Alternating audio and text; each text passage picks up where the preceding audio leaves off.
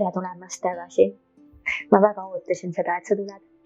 Nii, teine päev ja nüüd me lisame hingamisele ühe harjutuse, nii et nüüd sa võid küll juba matile minna või siis võid istuda tooli peal ka, täna me saame niimoodi hakkama.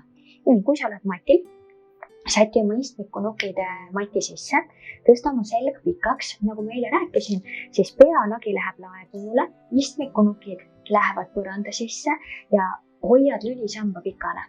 Nii, hingad sisse ja tõmba välja hingates roide korvi keskele kokku. Sama veel hingad sisse, roided laienevad.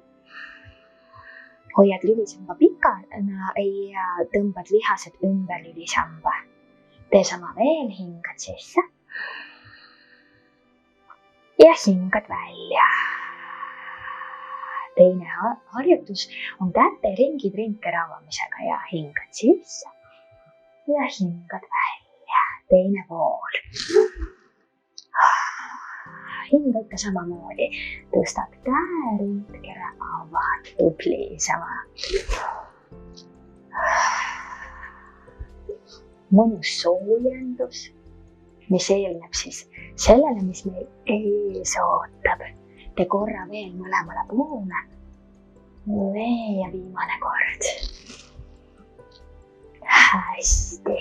Nii. Juba läks võib-olla õlavööde rohkem lahti, aga täna me siin lõpetame ja ma ootan sind tagasi homme, kus tuleb juba veidikene väljakutset obav harjutus. Nii et kohtumiseni.